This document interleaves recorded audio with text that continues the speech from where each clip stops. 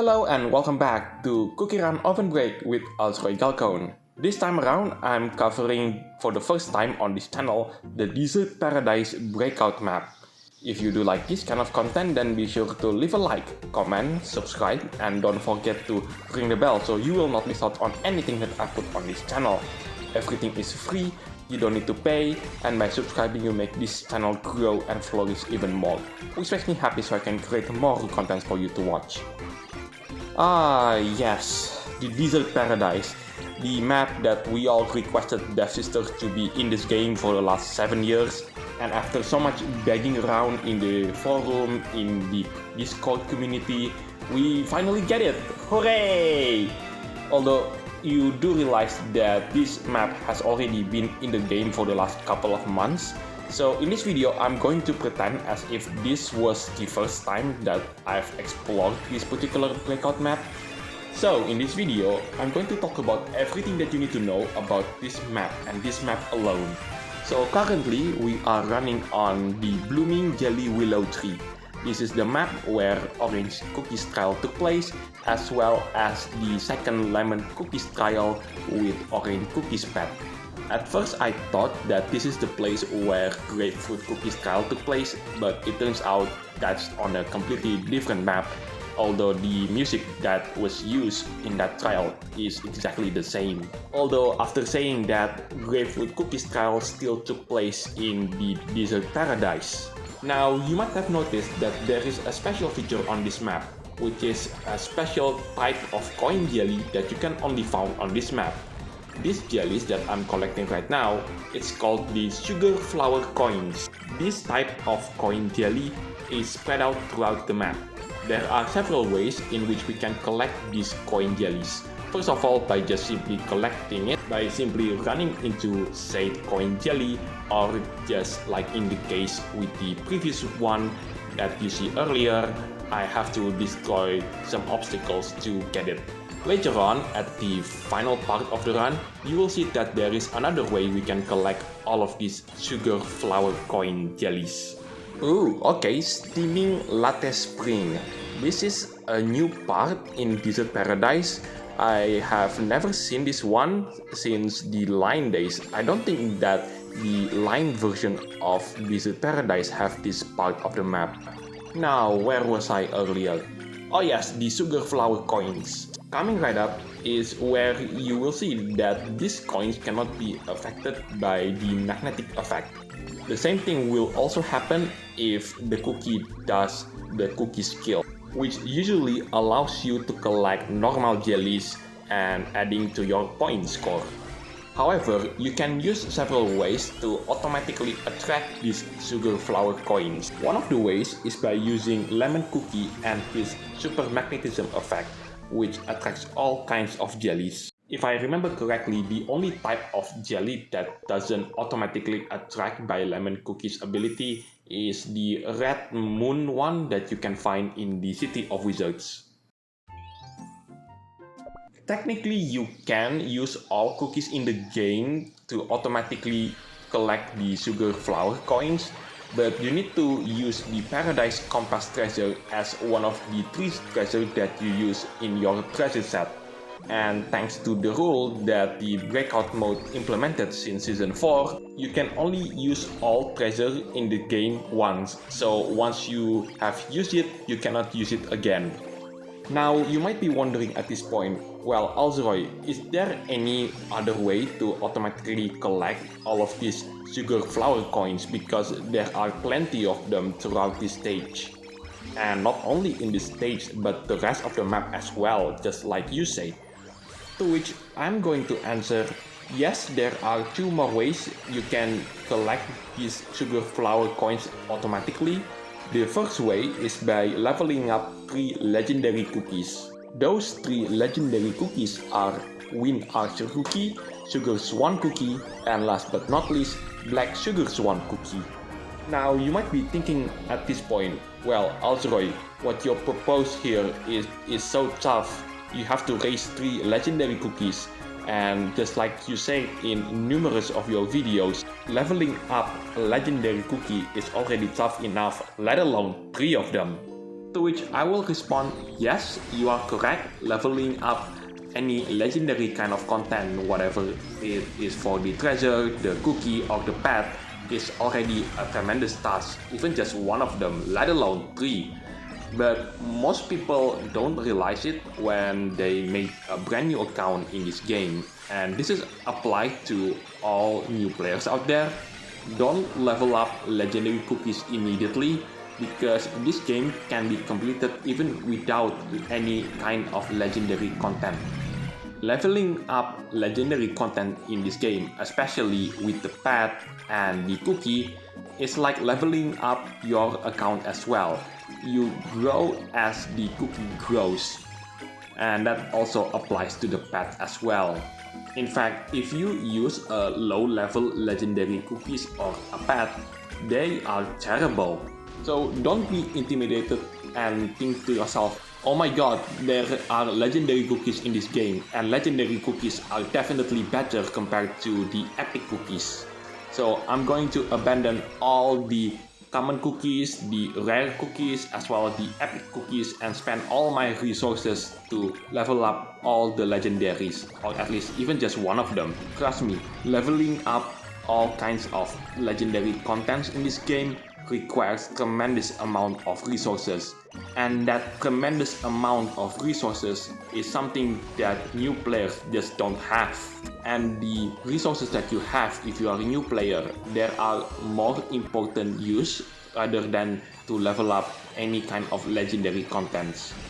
But yeah, if you do manage to level up those 3 legendary cookies, you essentially help yourself by gathering these sugar flower coins. Imagine those 3 cookies have Paradise Compass on their hand, as well as the treasure set that you are about to use in your particular run, and making your job 1,000 times easier. So after I explained the long-winded way to get the first way completed, which is you have to level up 3 legendary cookies, and you might think to yourself, well, what happens if I don't have the resources yet? Or at the very least, I don't want to use legendary cookies, I want to use just the epic cookies. Well, you can use the in-game function and search for the hashtag super magnetism cookies. Here are the list of the epic cookies that you can use to get the sugar flower coins as easy as possible. But just be aware that you still need to use Paradise Compass to automatically get the sugar flower coins with the same effect as the legendary cookies. Speaking of which, I still haven't explained about this map. This part of the map, it's called the Banana Whales Playground. This is the part where Pilot Cookie's trial took place. And it just so happened that we are about to exit Banana Whales Playground into the pristine blue glacial lake. This is where Blue Slushy Cookie's trial took place. Speaking of Blue Slushy Cookie's trial, it will be an interesting detail if the player manages to complete the Dessertparadise storyline, where she tries to become a desert guardian for the Dessertparadise.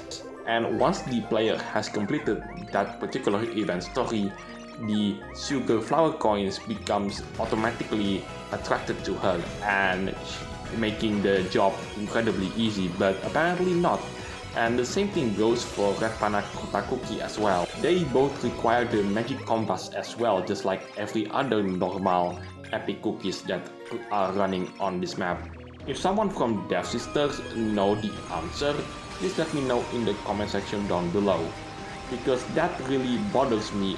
Because why Red Panna Cotta as well as Blue Slushy Cookie could not automatically get these sugar flower coins, except that the player uses the Paradise Compass somehow, despite both of them are desert guardians for the Dessertparadise. But yet somehow Black Sugar Swan Cookie can do it? Is this supposed to be like the difference between the buff that legendary cookie gets, especially for Wind Archer, as well as Sugar Swan and Black Sugar Swan gets, but the epic cookie doesn't? I would like to know the answer. Speaking of pristine blue glacial lake, this is another brand new area that Devsisters made for this brand new version of the Dessertparadise. And thank God for that. Do you know why I said that? That's because Devsisters could literally put the line version of this map into the OvenBreak version, and that will be a really lazy port, even though to be honest, I really do want to play the line version just for the sheer nostalgia. But thankfully, that's not to be the case. And if it were that case, I do believe that we only have 5 cookies that the game gives us, and that will be not enough to get all the way towards the final stage. Oh yes, bonus time! This will be the final time that we will see bonus time on this map. The only other time was back in the Steaming Latte Spring, which is the second stage of this Breakout map. And coming right up, it's a stage that I really do want to run, because when I played Line Cookie Run, I could not manage to reach this particular stage. And that is none other than the Peaceful Sleep on Galaxy Lake. This was the final stage on the final map for the Line Cookie Run / the Kakao version of this game. You can play this stage by playing Sugar Swan Cookies Trial, and when I played that trial for the first time, I was ecstatic, like really ecstatic, because you know, this is the last map on the final stage in Line Cookie Run, a game that I really played during my high school era. And after so many years, I finally can experience it in OvenBreak. Anyway, remember earlier when I said that there is another special way which you can collect the sugar flower coins? In this stage only, you can collect even more sugar flower coins by stepping onto the flowers, which I show you right now. There you go, I can collect even more of these sugar flower coins. Ooh, that's actually a really nice save. Wait a minute, I just realized something. It turns out that you do not need to step onto the flowers. All you need to do is just touch the flower and sugar flower coins will appear and you can collect even more of them. So you might also notice that there are 2 versions of the sugar flower coins. The first one is the small one and the second version is the big version. And you might also wonder, how much is the difference compared to the small ones and the big ones in terms of the points that you collect?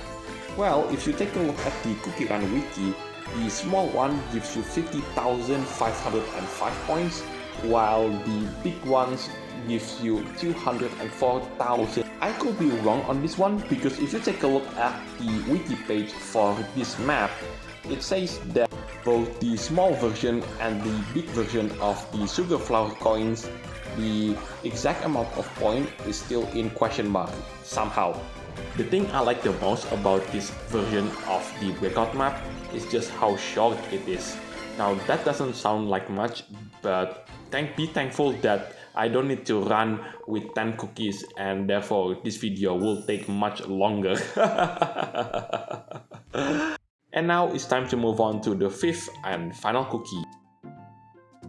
So the 5th and final cookie, whipped cream cookie, a cookie that does involve in the Dessertparadise event story, and quite a major one at that, especially when Black Sugar Swan Cookie was introduced into the game. What I love about this stage is this stage, compared to the other final map of Breakout mode, those maps takes way too long and took way too many cookies, and yeah, this one is actually rather short. In fact, we're about to reach the end of this Breakout map, and there you go. It's not often that I've managed to reach all the way to the end, and what does the game do? The game literally throws you back into the middle part of the map. And it will keep going like this until I have no more cookies to run. So yeah, let's see if I could manage to reach the end of the map again, which is one of those things where it doesn't happen that often in a Breakout mode. To be able to reach the end of the map only to be sent back into the middle and ended up at the end of the map once again. So, what do I think about this version of the Breakout map of Dessertparadise?